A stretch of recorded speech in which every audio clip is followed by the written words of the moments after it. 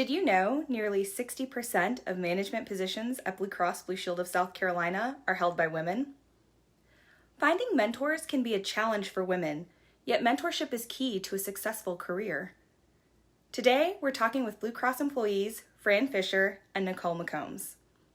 I want to start by asking you, Fran, what has been your experience as a woman in the workplace? I have been at Blue Cross for over 25 years, and I don't think it's difficult at all to be a leader in business at Blue Cross.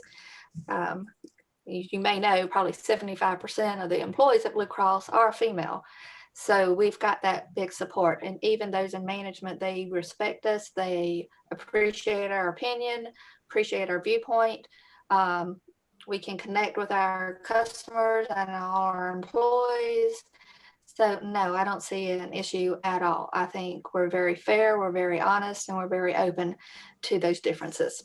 So I'm really excited to just hear your thoughts and kind of pick your brain. I know you've been at Blue Cross for a long time, and I know you have a lot of experience. And so I just wanted to kind of just jump in. Probably one of the most important things to me, as you know, as a lot newer in my HR relationship, is do you think that there are some important professional skills that go a long way to having a long and happy HR career? There are, and I think the first one is going to be understanding your customer. You really have to understand what their wants and their needs are before you can ever address it from an HR perspective. Blue Cross Blue Shield may be one organization, but we've got different little organizations all within it, and there's different cultures, there's different expectations, there's different business models, there's different business needs. So the first thing you got to do is make sure you understand the customer perspective. The second thing you need to do is make sure you have built those relationships.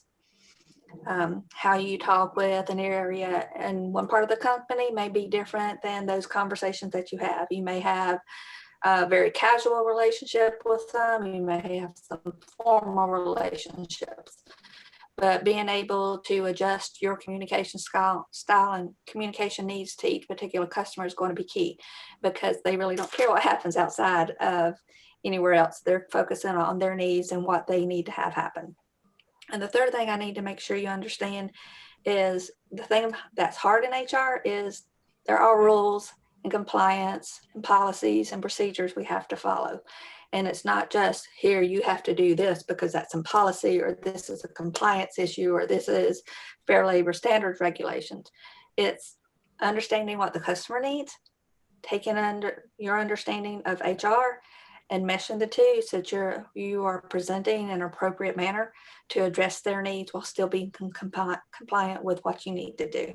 No, that sounds exactly like my experience. That's great. Thank you so much for sharing that.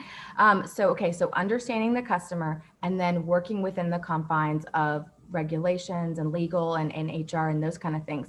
So do you have any advice on how I could build those skills that you've kind of just outlined?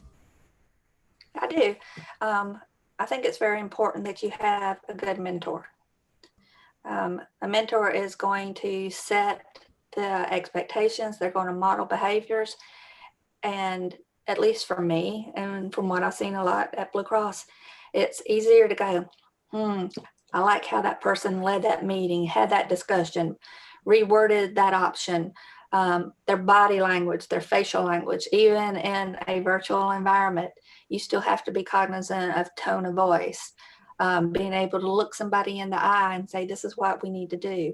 But I really think having a mentor is going to be key. So you've got that expectation set.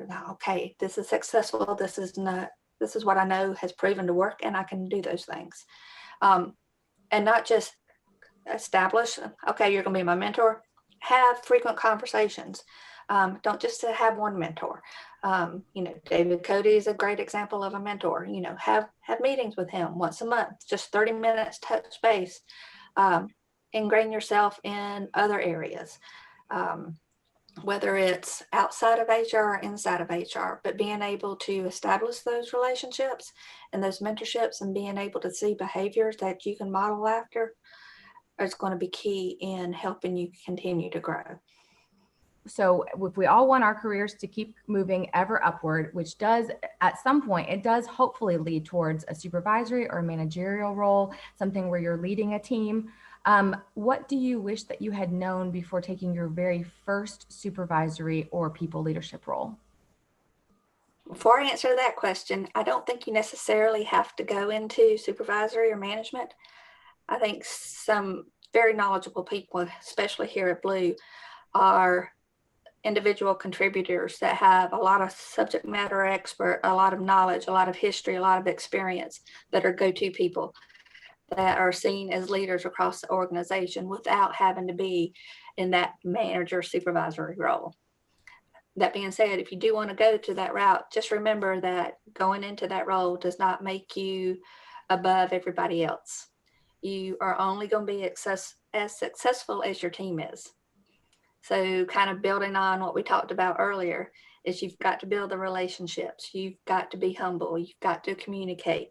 You've got to be successful, not just right. You have to bring people along hand in hand without dragging them across the finish line, because you're only going to be as successful as your team. And that's what's going to make you happy. Don't just think that being a manager makes you right, because it doesn't. You're less involved in the details.